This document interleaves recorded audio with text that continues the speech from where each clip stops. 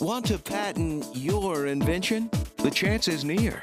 You've given it heart. Now get it in gear. It's Passage to Profit with Richard and Elizabeth Gearhart. Well, hello, listeners. We have the pleasure of having a guest and an executive spotlight, along with two amazing pitches. And our guest, Lisa Ascolese, is a return guest. She's kind of a regular on the show because she knows so much about entrepreneurism. She's an inventor who's manufactured and marketed her own products and has many patents. She's known as the Inventress, and she has helped hundreds of inventors, dreamers, and entrepreneurs move their inventions from concept to product, selling on QVC, HSN, gotten on Shark Tank, etc. The list goes on forever. So welcome, Lisa. It's so wonderful. I was listening to you. I got caught up listening to what you were saying. I was hypnotized. Were you not hypnotized by Elizabeth's voice by Elizabeth. and her beauty? Yeah. I'm trying. Look at her amazingness. Thank you so much, Richard and Elizabeth, for having me back again and again. Aren't you not sick of me by now talking about? No, you're our most popular guest. All right, I'm loving it. And thank you so much for that great introduction. Now, when I hear it, it blows me away, and not to be braggadocious or anything, because I'm really not. I feel so blessed to be in this position and to be back on your show time and time again. You guys rock. You know that. Well, thank you very much. You rock the house. So, it's such a pleasure to be here all the time and talking about my journey and entrepreneurship, because there's nothing better than that. You know, people say the sky's the limit. There is no limit to anything that you can achieve or accomplish based upon your desire to want to do it. If you see something, and I've seen this since I was a little kid, I guess I was about 9 years old when I started seeing modifications in everything that existed in front of me. I would look at products and things and items, and so I didn't call them products back in the day, obviously. There were things, tissue boxes and whatever you see in front of you. And I'd say, why is this made like this? Why is it not made this way? And I would modify those things. From the time I was 9 years old, I would take things, and my poor mother and father would really screw up their homes. I was going to say, I'd jack things up. Everything's torn mess up. things up. Lisa's been at it again. Lisa, what was she thinking today? But innovating and inventing products is what I've always done for as long as I've known myself.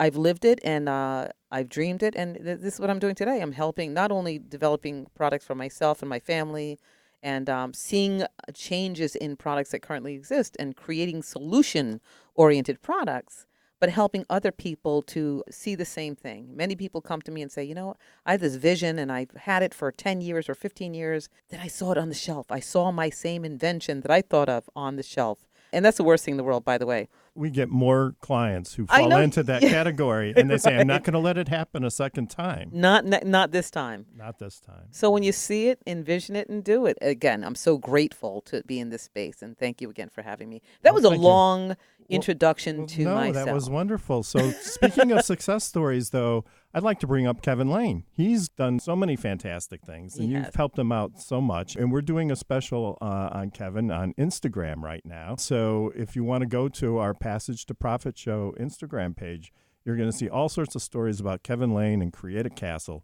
But Lisa, you've been really instrumental in his success. Kevin Lane is just such a powerhouse, and I met Kevin through the Gearharts. Kevin has an amazing product called Create a Castle that literally builds sandcastles and snow castles with this incredible mold that he invented. And there's so much of a story behind this. I can talk about Kevin for 2.5 or 3 days. I was going to say 2.5 hours. It's 2 days. So Kevin was on a beach, I guess about a year ago, and with his product, building sandcastles. And a woman came up to him. And that wonderful woman is Kenya Gibson, our media maven at iHeart. Okay, so she was the one who roped us into doing the show too. Yes, by the way. Yes, and that, she gets Kenya, credit for a lot of things. Kenya goes way back. So Kenya saw Kevin building this wonderful sandcastle with his product. She couldn't believe what he was doing. She went to the Gearharts and said, "You know what? This guy needs to be on your show." And not only does he need to be on your show, he needs to meet Lisa, who's the inventress, who can bring products to national television from QVC and everywhere else. What happened when he went on QVC? Because he told me some interesting stories. Kevin won a 2-minute elevator pitch at my conference last year, which is called AOE, AOWIE.com, the Association of Women Inventors and Entrepreneurs. We have a wonderful conference. We have pitch competition every year. He won the pitch competition, so I helped him to get to QVC. So Kevin got his product on QVC, and he pretty much sold out on the first 6 minutes he was on television. And that typically doesn't happen. He was on 3 times on QVC.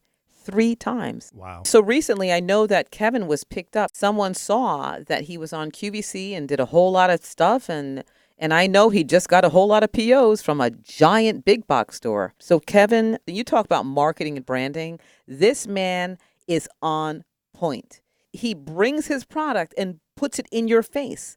I talk about marketing. If you take a look at Facebook, Instagram, Twitter, they're so out there, they only need to use a letter. They don't even have to say their own name. You say F, you know it's Facebook.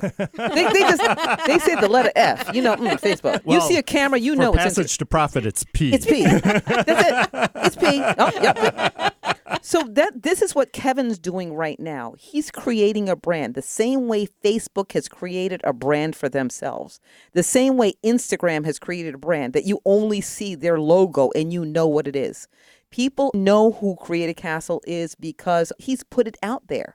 One of my clients, I was literally in a consultation and I was talking about Kevin, of course, and Create a Castle. And my brand new client said, "Oh, I know Create a Castle. He wears light blue, right? He was at blue and he's got sand." Oh, so branding is very important. Branding is super important. Wow. And that's what he's doing because he's all over the map. He's going from beach to beach, from city to city, and he's putting himself out there. And that's what branding and marketing is. So Owens Corning Fiberglass has a trademark on the color pink for the insulation. You know, the insulation that you put in the roof of your house. Mm-hmm. Well, Owens Corning has a trademark on that color pink, so nobody else can sell pink insulation. And it was a fantastic marketing and branding idea. They've done extremely well with it. And another company, Caterpillar, the one that makes the tractors and you see driving around on the farm, green and yellow. That color scheme is protected by federal trademarks. And so if your product gets to be so recognized that it's recognizable by the color, you can get a trademark on that color. So I don't know if Kevin's there yet, but who knows? Someday it may be. This is a conversation, Richard.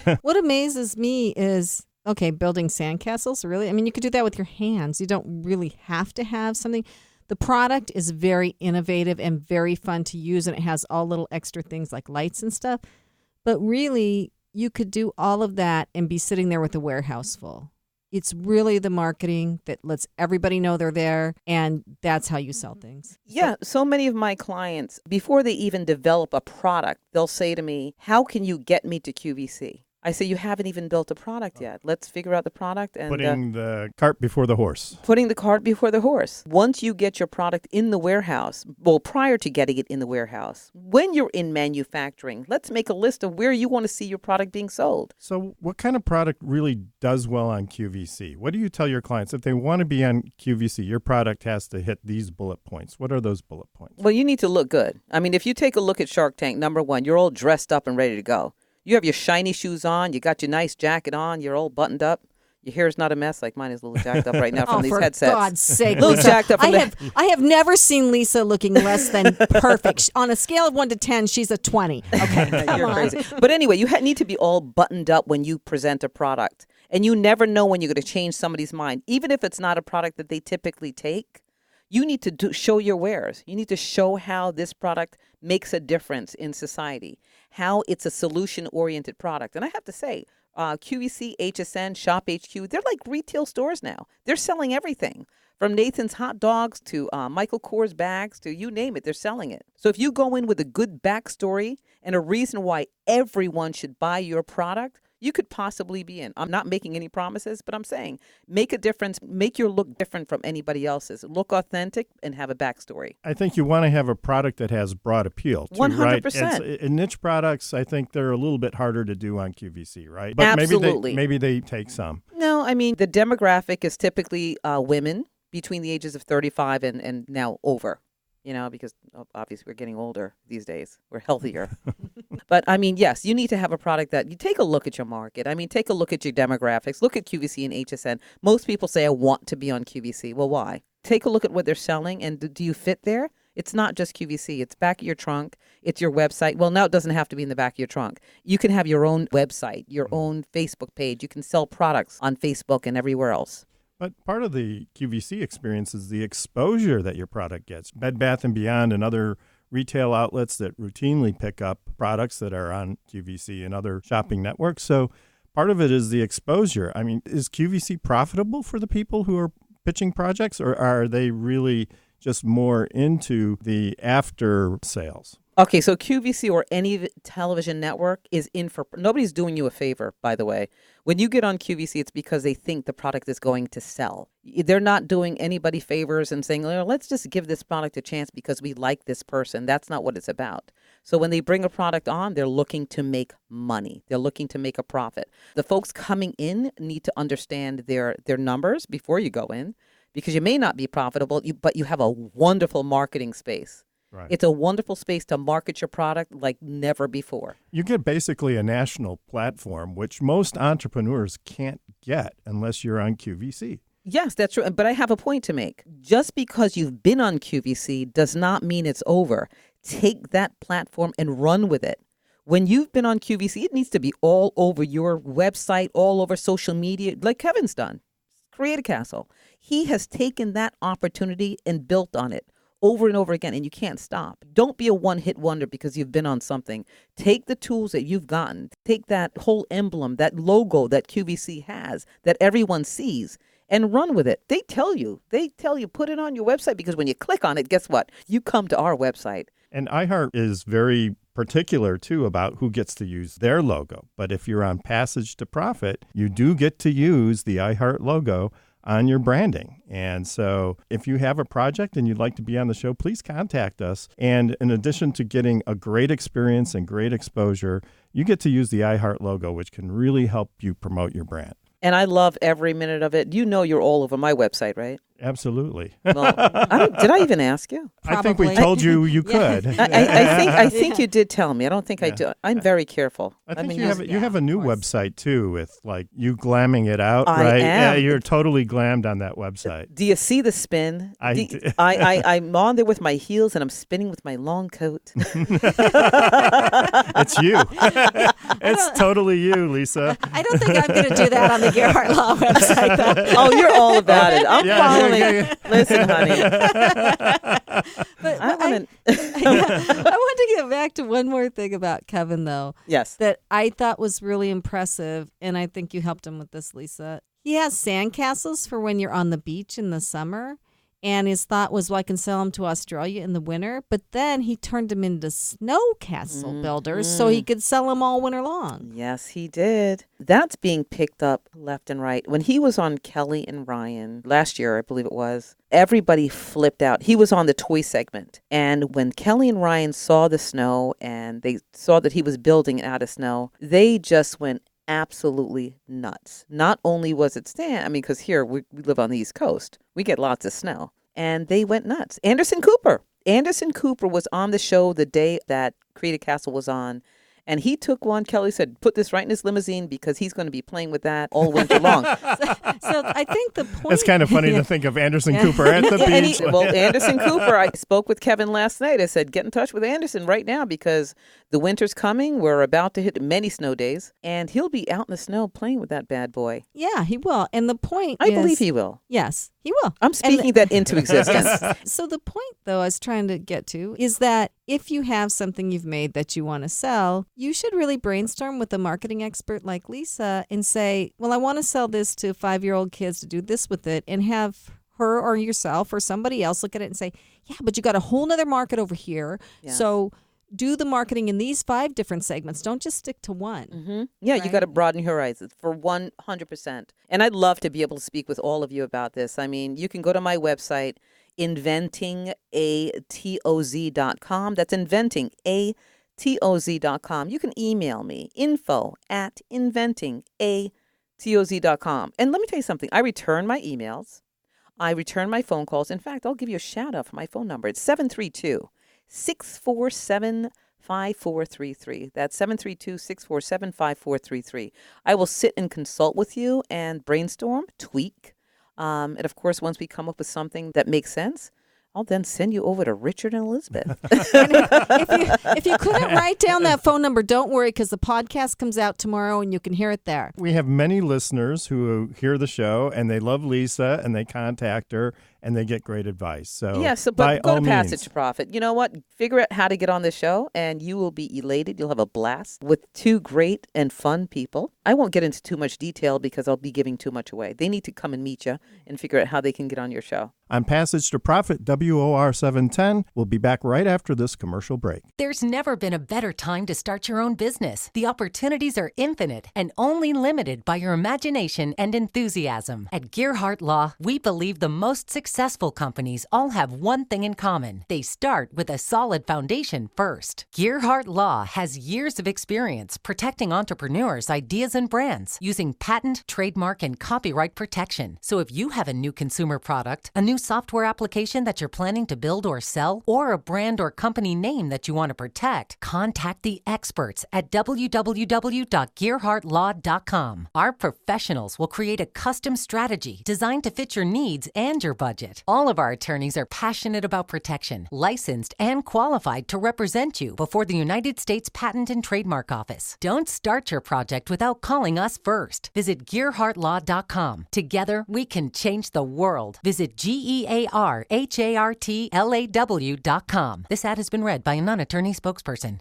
Now back to Passage to Profit. Once again, Richard and Elizabeth Gearhart. Our executive spotlight this evening is Simon Breyer, who's from Vistaprint, and he's calling from the UK. Simon is the Director of Customer Strategy at Vistaprint, and he has a lot to share with small business owners and entrepreneurs. Welcome to the show, Simon. Such an honor to have you here. Before the show, we were talking a little bit about a study that Vistaprint did on side hustles. And so maybe you can explain to our audience what a side hustle is and tell the audience what information you found out.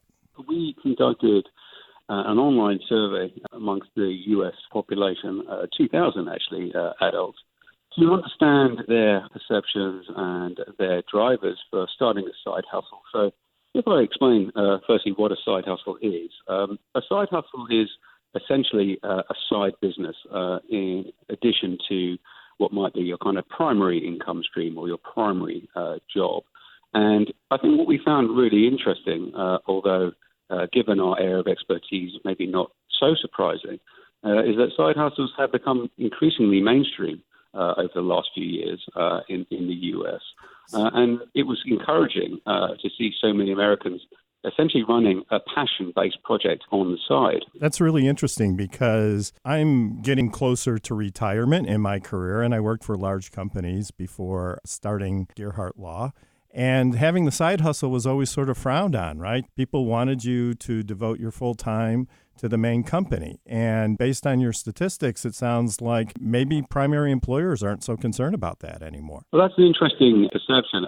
I think perhaps it's less maybe about the tolerance of the primary employer and more about the sort of the mindset of the individuals that are running side hustles. And there's definitely sort of an age sort of skew to that. Our study revealed that, to use the cliche of sort of Gen Z and millennials, the number of those doing side hustles is a lot higher, according to our survey, sort of 44 and 36% respectively, compared to just 17% of baby boomers. So to your point, I think there's definitely a sort of difference in the sort of tolerance and acceptance and willingness, if you like, to drive the side hustle. Yeah, and it's interesting because, again, when I first started my career, companies made a big issue out of company loyalty. And let's face it, that's just gone now. So both the employers and the employees accept the fact that somebody might have other interests. So Simon, your assistant Adam sent a list of topics that we could talk about, and there are 6 tips for starting a side hustle. Do you want to talk about those a little bit? Yeah, absolutely. I would just sort of address the point that Richard made. I think there's just generally a movement towards more portfolio careers. And I think in order to be successful in a side hustle, there are essentially kind of 6 tips, for finding success. Given this is something that you would be doing in addition, potentially, to the primary income stream, it's really important that the side hustle is something that you enjoy, which may sound slightly obvious, but, it needs to be something that you're kind of passionate about and you have an inherent interest in. given that it will take up the sort of free time, if you like, that you might otherwise have. I think the second area is it's important to sort of focus on tasks that will help sort of generate revenue, given unsurprisingly that was one of the prior motivators, to generate additional money. And that's the hard part, right? It really is. Yeah. So Simon, this is Lisa Ascolese, the Inventress. I was so excited to know that you're coming on the show because I have to tell you, I use Vistaprint on a regular basis. I do my business cards. I have lots of banners and so forth that I use through Vistaprint. And I think what most people don't know is that you can get one-on-one commitment from Vistaprint. I love it. And when I was speaking with Richard and Elizabeth, I was telling them, I have so many clients who've built businesses, starting with a business card and everything that you do on their side hustle. My daughters, my son, all of my children have side businesses or side hustles, and all of them have built their businesses based upon one thing. And that's marketing strategy, right? So you have business cards and we start there, which is what you provide so beautifully. Vistaprint gives everybody the attention that they need. It's not just a business card, which is what I thought it was many years ago. Well, that's where I think you started. So yeah, I love all of your bullet pointed strategies in starting your business in terms of marketing and networking, but you have to start somewhere. And it just reiterates everything that I talk about with my children and the people who come to my business. I say, you got to start somewhere. Start with a business card and all of your other strategies. You're absolutely right. That we empower a small business to be able to, market and promote themselves, effectively, through a range of customized products. And to build on the third point that we would make around, tips for success is, it is important to build a strong sort of social media presence. Part of our small businesses are using Facebook and Instagram as channels to reach, their intended customers. But building on that, it is important to sort of have a clear, sort of longer term objective. Why have you started this side hustle, potentially beyond it being something that you enjoy? And what are you ultimately trying to achieve? And now, obviously, generating revenue may be one aspect, but there may be others. It may be that you're saving, or you're trying to you're trying to generate income for a particular reason. Maybe it's to get a deposit on a down payment on a house, or maybe it's for a special occasion. So there needs to be a reason as to why you're doing that, and have some kind of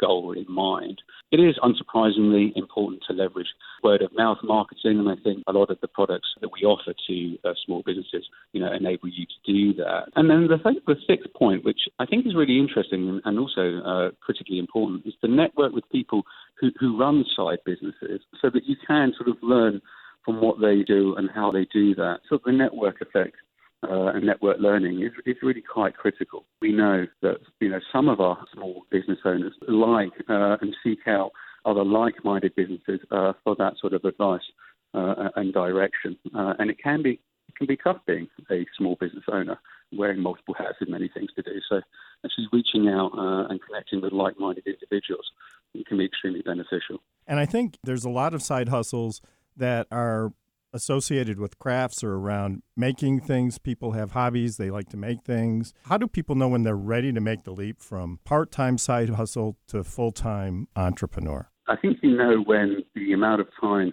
you're spending on your side hustle is increasing more beyond maybe what you originally envisaged. I think when you start to see bars of success that you've set, maybe you're reaching them or you're starting to exceed them, and you feel comfortable making that transition into sort of a full-time entrepreneur. But I think that's the reason why, of the 6 tips, one of those tips is setting a clear objective. Is it your objective, to make enough to do X? Or is it actually, is there another objective that you have in mind? And if you reach those, then it helps you evaluate what next. Simon, I know you haven't heard our story before. Richard and I have said this a couple times. Richard was working at a large pharma company and decided to start his own law firm, and I told him I would help him in any way I could.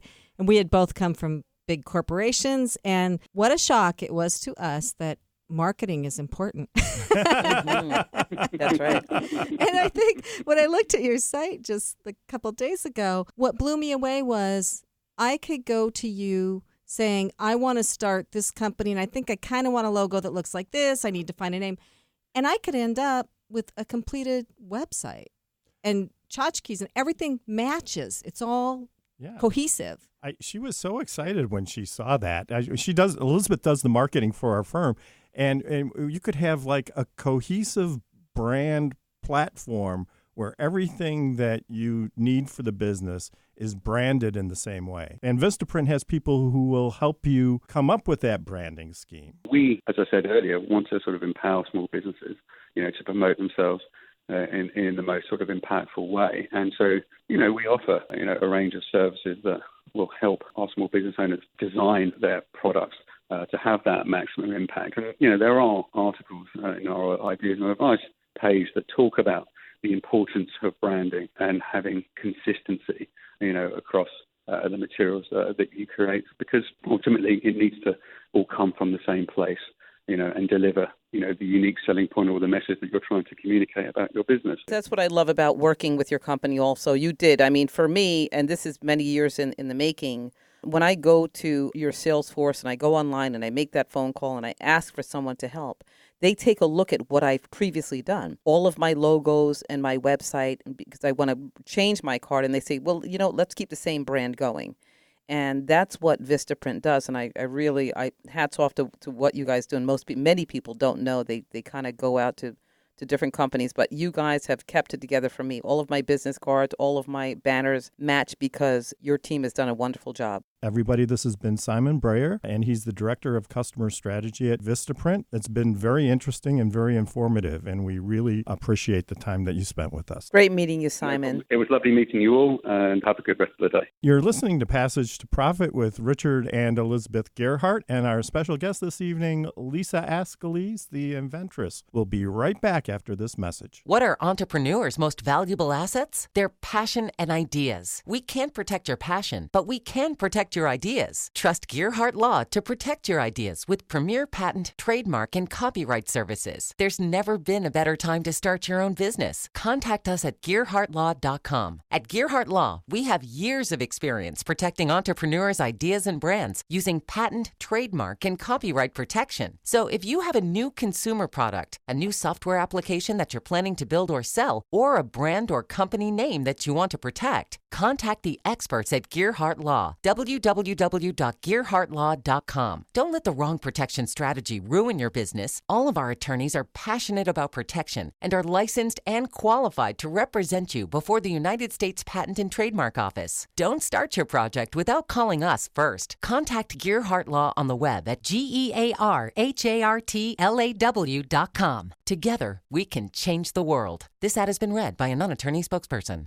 Passage to Profit continues with Richard and Elizabeth Gerhardt. Now it's time for the pitches. But before we start, some vital info. When you are listening to these wonderful pitches, please think about which one you like best and try to decide. And if you can decide, go to the Passage to Profit page on the Gerhardt Law website and vote. And you need to scroll down to find the poll to vote. I know it's a tough decision, but maybe you can get your friend next door to vote for the other one if you like them both so much. That's Gerhardt Law, GERHARTLAW. Everyone gets one vote, and the voting is open for 4.5 days. So don't forget to like us, too, on Facebook, Twitter, and Instagram. And get your friends to vote, and you can remember the name of the show by imagining walking down a passage with a huge pot of gold at the end. Passage to Profit. And may your passage be short and your profit be huge. Now on to the pitch portion of our show. Each contestant gets 2 minutes to pitch, followed by discussion with Lisa, Elizabeth, and myself, and the best overall vote getter gets a professionally produced video of their pitch of $500 value. And it goes on to our YouTube channel. So let's get started. Our first pitch is Somnath Ray Som with Clipbike. Welcome. You have 2 minutes. Thank you, Elizabeth. We are Clip.bike. We are solving bicycling effort for all bike commuters. Why are we doing this? There are twice as many bicycles than cars on this planet, and yet urban transportation emissions contribute up to 20% of our total greenhouse gas emissions. So why aren't people biking more and enough? We know that we have electric bikes. However, electric bikes are very heavy. They are between 40 to 70 pounds. They're very expensive. They cost between $2,000 to $3,000. And surveys show that, 50% of e-bikes end up stolen in North America. But most importantly, people like me who are committed bike commuters, we love our bikes that we own. They're part of our personality. They signify who we are. So why can't people like me convert the bikes that we already own into an e-bike when we want for a commute, and then turn it back to a normal e-bike when we want to ride it as a normal bike? So we've designed this portable device that you can attach to any bike and instantly upgrade it into an e-bike. It's a lightweight device. It weighs between 4.5 to 5 pounds. It has a motor. It has a battery pack. It really, helps you reduce your effort when you're going uphill, or, when you're returning home at the end of a hard day's work and you're kind of tired and you don't want to bike all that much. So it can really take the effort off. I've been using it for the past month, testing our prototype, and I've shaved 10 minutes off my commute, and I get back home, completely out, sort of not out of breath anymore. So in that sense, it's been great. Why is Clip unique? It's portable. It weighs as much as a 15-inch MacBook Pro. It costs half the price of a regular bike, and it's universal. It works with any bicycle. So we imagine a future when people can just attach this into their regular bikes and then go to work on their bicycles and help push back against climate change. This is really timely as well because just today we hear the news that San Francisco's Market Street is now going to be completely car-free street. New York has already done that with 14th Street. This is a great transition that's happening across the world, and we want to be on the right side of this and helping everybody, empowering everybody to bike more. Yeah, I think it's great. And I think one thing that you kind of pointed out was you can ride your bike. When you get tired, you can put that on, or you can have it on the whole time. But you can take it off and bring it into your office with you when you get to work, or put it in your backpack and walk around campus. So nobody's probably going to steal a bike that's not an e-bike, right? Exactly. So one of the big problems is e-bikes are very heavy. You can't take them inside. They get stolen. So if this is on a regular bike, you can just take it off the bike. It's pretty lightweight. It actually works with shared bikes as well. So you can, if you have a multimodal commute, if you're coming in from outside the city, you can actually carry it with you in your backpack and use it on any shared bike as well. I love your pitch. I love you touched on so many points that the questions I was going to ask you literally answered during your pitch. And one of the questions I wanted to ask was the weight. How much does this weigh? If you're commuting with this and you're using a regular bicycle, you answered that it can go on any bicycle, which I love, and it makes your ride simpler. What's the cost of this for a regular consumer? So we are still in prototyping phase. We are going to launch by next year, and we want to price it somewhere below $350 essentially. So somewhere between $250 and $350 is where we're going to price it. Did you invent this product yourself? Yes. You invented this? Yes. To be fair, there have been friction drive motor devices in the past. Mm-hmm. The Velosolix was a hugely popular friction drive device. It was actually a bicycle with a front engine, which was a small 50cc internal combustion engine. This is a contemporary version of that. Let me ask you this question. When you're pedaling, does it help you go faster, or does the motor just sort of take over and run at its own speed? That's a great question, and we've worked really hard around the user experience of this. The way this works is it's a smart device. It knows what speed you're sort of pedaling at, and when you activate it, it essentially boosts your speed up to a certain threshold, and then only if you pedal more will it boost it up to the next threshold. So it's really great when you're going uphill especially. So like cruise control. That's pretty cool. Yeah. So like how fast can you go with this? What's your top speed? So what's your 0 to 60? Tesla has like insane mode. So so you have an insane mode too. So we think that we're going to have different profiles that you can update your device on the fly, on air, and essentially choose the profile that you want to use that particular day. But New York has a limit of 20 miles per hour, the class 1 specification for e-bikes. This is definitely below that, and we are going to make sure that it stays below that. So how does this actually run? Are there electronics that go into this? Is there batteries? Essentially, this is a friction drive device. This is the friction drive motor, which when you lock it onto the front fork of your bike, it will essentially drive the front wheel based on how much you're pedaling. It has a fairly big battery, a 36-volt battery, which gives you a range of up to 15 to 20 miles. I ride it every day back and forth from home to work, and I charge it every 3 days when it's about 50% full. So it has great range. In the future, we expect to have different sizes of batteries that you can swap in and out perhaps. But this is a custom battery that we've designed for this. It is a custom battery. Yes. So people would have to purchase the battery from you in order to replace. This becomes a razor blade. So you're selling the battery over and over again. You're pretty smart. Pretty smart. And then you have to buy the special charger too. Oh, and the charger. The other parts of this, that we want to sort of be able to sell as well, like for example, the roller. So we understand that in different types of weather, you need different types of treads. Mm-hmm. So we've designed this very easy to swap out roller that you can swap in and out. So we will have a whole set of consumables in terms of the roller as well. The side panels that you see, we are going to collaborate with great artists who will imagine what the bottom of skateboards are like. So the side panels will be customized side panels as well. So it'll be a lifestyle product. So could you put advertising on the sides? Like, did they pay you a boatload for that or something? So we are partnering with bike manufacturers because, we see two types of customers in the future or when we launch, essentially. So the customers like me who are frequent bike riders who already own the bike, and we want to sort of, sell to them because they can attach it to their bike. But then also, aspiring bikers who are in the market for buying a new bike. So we want to partner with bike manufacturers. So when a customer is in the market for buying a new bike, they can make an easy decision. They can either buy, a soulless generic $3,000 e-bike, or they can buy this beautiful, a Linus or a Public or, a State Bicycle Company bike, like a more a niche, beautifully crafted bicycle with clip as a fairly affordable and easily affordable upgrade, actually. It is a very personal decision about what frame to get, right. What kind of frame, what kind of brakes, what kind of gears. This gives them the option of using their bike for just regular commuting, right. but also still being able to ride their bike. One other thing I'd like to mention, which is, the ancillary part of this product is, we are tackling the two main sort of barriers when it comes to bicycling. Effort and safety is the other. And already, there have been 23 fatalities in New York this year.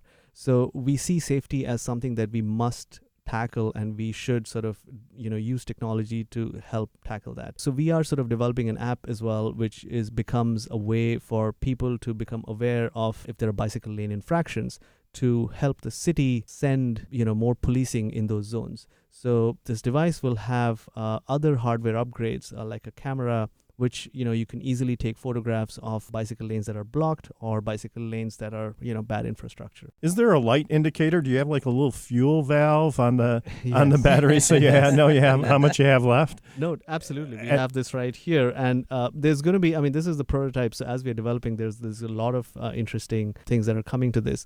One thing I wanted to mention, the name Clip is essentially a way to sort of clip different types of technologies onto an invention which is more than 200 years old. So this our sort of mission is to get the bicycle ready for the future. Where is this available right now? You can pre-order this on our website, clip.bike.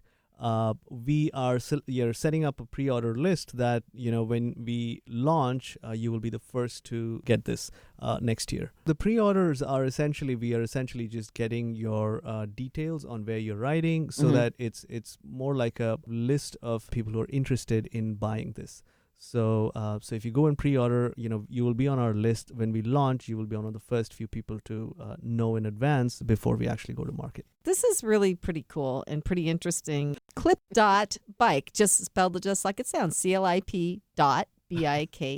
Look it up, get on the list to get one, and when they come out, hey, you'll be the envy of the neighborhood. Thank you, Sam, very Awesome. much. Thank you so much. Thank you, Sam. You are listening to Richard and Elizabeth Gearhart with our special guest, Lisa Ascolese, on WOR 710, Passage to Profit. Hi, I'm Lisa Ascolese, the Inventress, founder, CEO, and president of Inventing A to Z. I've been inventing products for over 38 years. Hundreds of products later and dozens of patents. I help people develop products and put them on the market from concept to fruition. I bring them to some of the top shopping networks in the world: QVC, HSN, eVine Live, and retail stores. Have you ever said to yourself, Someone should invent that thing. Well, I say, why not make it you? If you want to know how to develop a product from concept to fruition the right way, contact me, Lisa Ascolese, the Inventress. Go to inventingatoz.com, inventingatoz.com. Email me, lisa@inventingatoz.com. Treat yourself to a day chock full of networking, education, music, shopping, and fun. Go to my website, inventingatoz.com. Now back to Passage to Profit. Once again, Richard and Elizabeth Gearhart. And our special guest this evening, Lisa Ascolese, the Inventress. Now on to our second and final pitch for the evening. With us this evening is Chisa Bailu and Kayla McKell with Pedal. You have 2 minutes. Go. My most vivid memory from my high school graduation day is actually stepping foot on stage and accepting my diploma and realizing I wasn't happy. Because I was headed to a school in the fall that I really never wanted to go to, simply to avoid the $160,000 in debt I would have been in if I enrolled at NYU. See, I was stripped of an opportunity because it was too hard to find and apply to the scholarships that could have covered the cost. So I had to find a different way. There's over $14 billion in scholarships available each year and more than 12 million students looking for them, yet there's no platform that connects the two in a way that prioritizes efficiency and career opportunities until Pedal. We're a scholarship marketplace where students can apply to thousands of scholarships with one application. Our provider CRM enables corporations, influencers, and organizations to easily create and manage their scholarships online. We're especially useful for corporations who are already spending $4 billion recruiting students ineffectively. So, for example, Amazon can't put a listing on Indeed to hire a female software engineer, but they can post a scholarship on Pedal to attract that exact candidate and engage with the applicants in ways that support their strategic needs. Don't worry, parents, we're free to the students, but we do charge the corporations and influencers varying SaaS fees to access our students. So in a few months, I'm really happy to say that we've been called the youngest Black VC-backed founders in America. And we've been able to accrue over 2 million views across social platforms that we were able to turn into almost 500,000 signups to our wait list.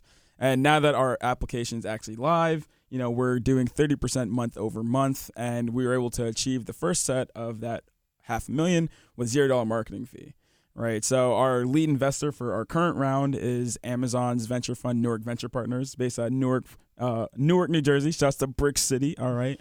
But I got to tell y'all, competition definitely exists. But unlike our competition, right, we have a real stronghold on what a millennial and Gen Z audience wants, right?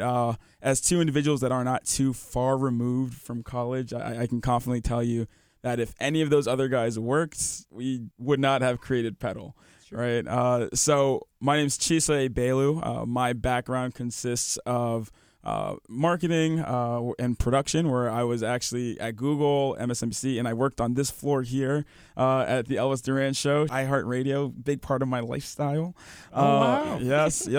So you're better than we are. That's why he's so smooth. I don't know. I'm not smooth. I am a product of iHeartRadio. So, at iHeart especially, it really taught me how to, I could say, package things that are not too sexy, right, in a sexy manner, right? We'd have to work with a lot of different advertisers, and we'd work with a lot of people that would give us a lot of not cool things, but you make jokes out of it, right? And you make it cool, and you make it funny, and you're able to get things across. And we do that exact same thing with Pedal, right? It helps us to accrue a large student pool, and so it helps us work with different influencers and corporations so that at the end of the day, the students are getting the service they deserve. But as marketplaces work, both sides are getting a quality and a benefit that they're looking for. So right now we're finishing out our funding round, finishing it out on Thanksgiving. Got $500K committed to our $750K goal. And we're really happy to be on the tail end of that because I can't wait to just go back to building a product. Shout out to Uncle Gary Vaynerchuk for coming in as an investor too. Yes. Wow, good for you guys, Gary. Thank you Gary so much. V. Woo. So what are you going to spend your money on that you're getting the $750? Exactly. So we're going to really Big Thanksgiving. A big turkey. What's that song? It's like beans, eggs. We're really going to put money into one, marketing, but then also developing our sales and product teams so we can really put fire into what we're already doing. So where do you get the scholarship information? How do you Do you just go out and collect that, or is there some method to that, or how does that work? Yeah, we actually get a lot of our scholarship providers just from the different organizations and foundations and corporations that we sell to. So we're always making partnerships, looking at who needs more exposure and visibility for the scholarships, especially those little weird, left hand, I got one eye,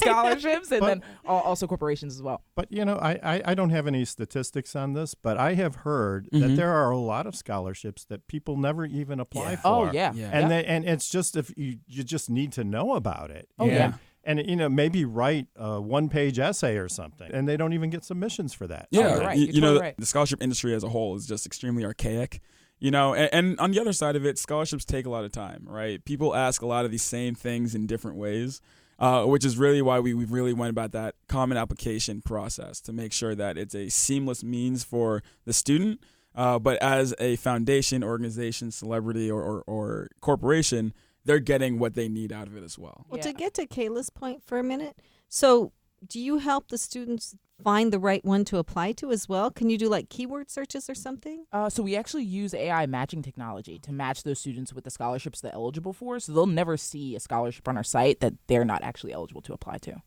Now, you talked about $160,000 in debt after you graduated college. So what did you do? Is this your business? And when did you, I know I'm asking you a lot of things, but a lot of questions have gone through my head since you guys are amazingly started speaking. You're brilliant. I think this is a wonderful platform. Thank you. I wish I knew about it when my son went to PACE, 10 years ago.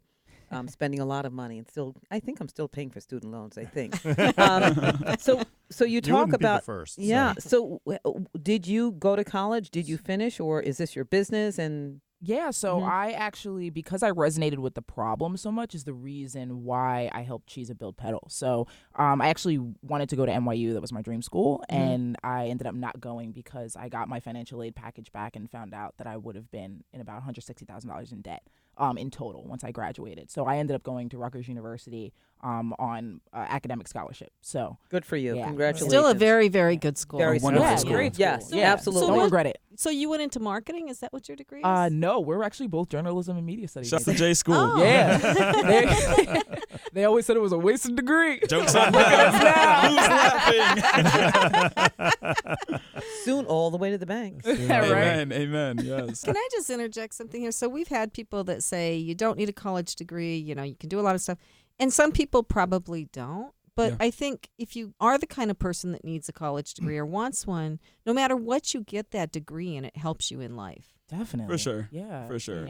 And- Something I was going to say is even, obviously college degrees are transforming in a new way and in a more modern society. Something we want to make sure we're a part of is also individuals taking advantage of things like boot camps, right? Or different training methods, something we see our company growing into. Obviously, we're really invested in the college space now, but we know we're going to be very invested in the re-education space as well, right? That would be good because our son got a biochemistry degree, wasn't making a whole lot of money, went and got a master's in bioinformatics, and now he more than doubled his salary. Amazing. Do you have an opinion on brick and mortar institutions versus online institutions? I assume that your scholarships would work for either type of institution, right? Yeah. But do you think that change is going to be overall beneficial, or do you still think that the college experience, the traditional college experience, is the way to go? I mean, at the end of the day, they show the classes for Harvard on YouTube, right?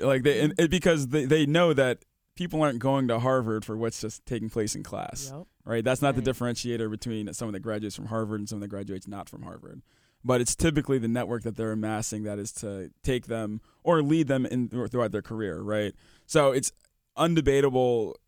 I can't even value enough how much the time on campus is. But when it comes to actually learning skills and really making skills that are applicable to different workforces, you can get that at either institution. Yeah, I think being on campus is super important. For myself, my kids, it's a transition place where you're safe, but you get to be your own adult kind of. So it's like an in-between place. Yeah, that's a great point. Yeah, your net worth is your network, or your network is your net worth. Either one. Either way, we know what you're talking about. Both need money. Exactly. So, Kyle, I wouldn't trade the real-life college experience for the world. So what's the business model now for Yeah. your project? How do you guys make money on this? Great question. Yeah, great question. So we do not charge students at all. We want it to be free to them. But we do charge corporations, influencers, organizations, or any individual who wants to create a scholarship on our platform, varying SaaS subscription fees. So that could range, for an enterprise client anywhere between $100,000 and $250,000 a year. Yeah. So when we work with these corporations, they're using us on the basis of HR, sourcing students, developing, because with these scholarships, they're also able to allocate training modules and coaching curriculum, which helps decrease that skills gap between senior year and the first day on the job, right? Oh, yeah. And in a more, I'm not ragging on millennials. I'm one of them, right? But obviously we know it's more current culture now to be at a workplace 2-3 years and then you're moving on. And it's been cited that it takes sometimes 2 to 3 years for an employee to be fully productive. So it's that much more important for an employee to be trained and efficient by the time they get there, as opposed to learning on the job everything. So a big part of your business model is working with large employers and helping them identify good potential candidates. And then the employer gives out a number of scholarships. They see what happens at the end of the degree process. They may hire some of these people, and they have a direct connection with people who are already top performers. And how did these investors find out about you? What was your marketing strategy in order to get all of the funding that you're getting? You're getting over $700,000 come November, right? Is that what you're hoping for? Yes, ma'am. How did you get these investors to invest? What was your marketing? He can't wait. Journalism? Shout out to the JMS. Yeah, journalism What did you media do? studies. I mean, it was a process. We 100% learned this thing the hard way. Yeah. Like we always joke all the time that we went to like the hardest like business school in the world, which is just like life. The streets. Yeah, the business school of the streets, man. And pretty much what happened was we first and foremost had to figure out who the main players were in the game. Figure out once again our network, who we had accessibility and access to. Getting the important intros that mattered, putting ourselves out there as much as possible. We do a lot of LinkedIn posts. Hey, follow us on LinkedIn. We do a lot of LinkedIn posts. People know what's going on with us, right? Like we're definitely going to put this on LinkedIn later today. And so we made sure to connect with the people that mattered, that they saw it. And in the same manner that we were able to growth hack with the students, we did the same thing with these investors, right? So that we could have their information, be able to make sure they're seeing everything we're doing, but also making sure something I learned here at iHeart, that we're cultivating the message that we're sending out to them, right? And then a lot of networking, a lot of events, a lot of meetings, a lot of phone calls to get to the right people, and then marketing ourselves in a manner that they felt was applicable to put money on it. Yeah, do not undervalue social currency.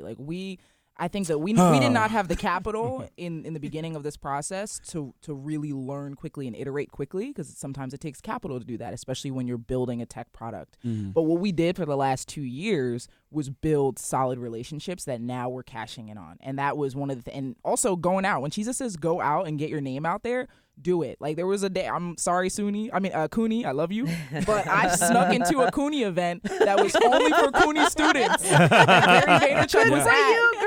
And Gary Vaynerchuk said, okay, I'm going to take Q&A. And I was the first one on the mic. And I said, screw this Q&A. I want to shadow you for a day. And he said, nobody else asked that question, but I will take you up on it. And that was one of the reasons that opened up that door for us to get that investment later down the line. Wow, that was bold. Zuni Crashers. Yes. So you just got to get your name out there. Love it. That's great. Yeah. You gotta want it. You gotta want it. You got to. Yeah. So- Absolutely, for sure. And I want to keep going, but unfortunately, we're coming to the end of our segment here. Oh, no. But I want to say thank you so much. So, pedal.